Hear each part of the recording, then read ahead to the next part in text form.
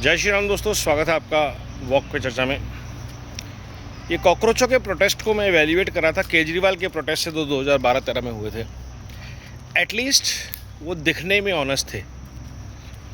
उसके मंच पे ऐसे लोग थे जिन पे लोग विश्वास कर सकते थे। जनरल वीके सिंह, किरण बेदी, कुमार विश्वास, मयंक गांधी और सबसे आगे अन्ना हज़ारे, जिनको ढाल बना के इन्होंने वो प्रोटेस्ट किया।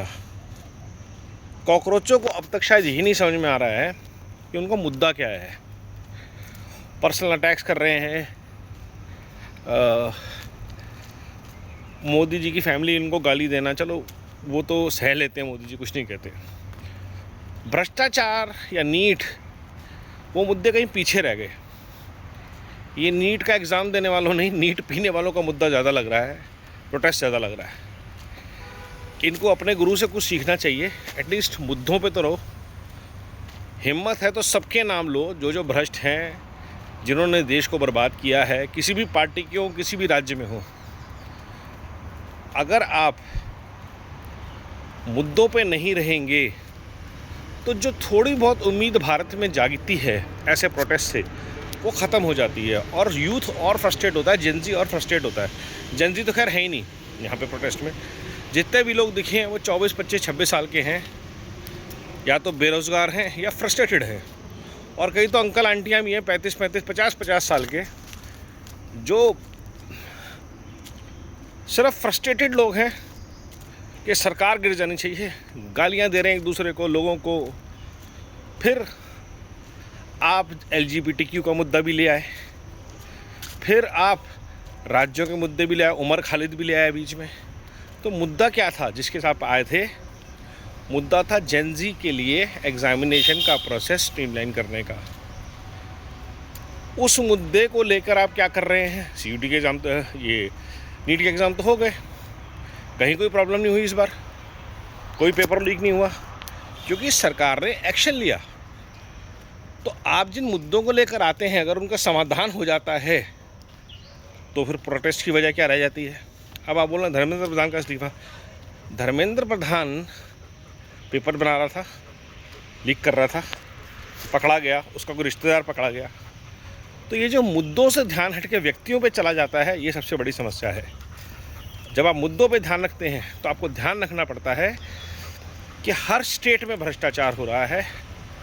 हर नेता, हर ब्यूरोक्रेट, हर सरकारी बाबू भ्रष्टाचार में लिप्त हैं। आपका फोकस ले आते हैं अडानी अंबानी पे। क्यों भाई? क्योंकि वो लेफ्टिस्ट लॉबी को हर्ट करते हैं, वो डीप स्टेट को हर्ट करते हैं।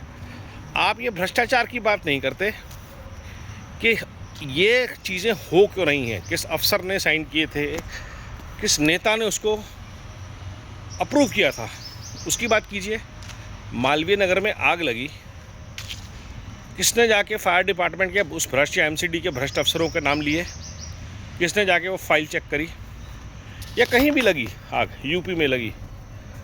तो भ्रष्टाचार के खिलाफ, और अगर आप यूथ हैं, आपके पास डिजिटल की ताकत है, तो नाच रहे हैं, आप गा रहे हैं, रंग दे बसंती, व्हाट डू यू मीन? कर क्या रहे हैं आप लोग? रोज़ शाम को नाच गाना हो जाता है, कोई ना कोई आके उल्टी सीधी स्पीच दे जाता है। मुद्दों से कोई लेना नहीं है आपका।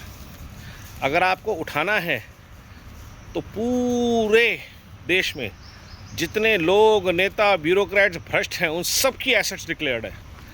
लगाइए अपने डिजिटल की ताकत, जगाइए अपने व्हाट्सएप को, नेटवर्क को, और खोद के निकालिए देश में किस ब्यूरोक्रेट के पास कितनी एसेट्स हैं, कितने जजों के पास कितनी एसेट हैं, कौन किसका वकील है, कौन से नेता के बच्चे के पास आय से ज़्यादा साधन पिछले 10-15 साल में आए हैं और 20-25 साल से हैं। सब निकालिए खुद के, और वो जंग शुरू कीजिए। भारत त्रस्त है भ्रष्टाचार से, और भ्रष्टाचार के खिलाफ जब जंग होती है तो बहुत लोगों को तकलीफ़ होती है, इसलिए वो जंग हल्की पड़ जाती है, क्योंकि सब पुराने घाघ सिस्टम में बैठे हैं। आप करना चाहते हैं कुछ, ये आपको खुली चुनौती है।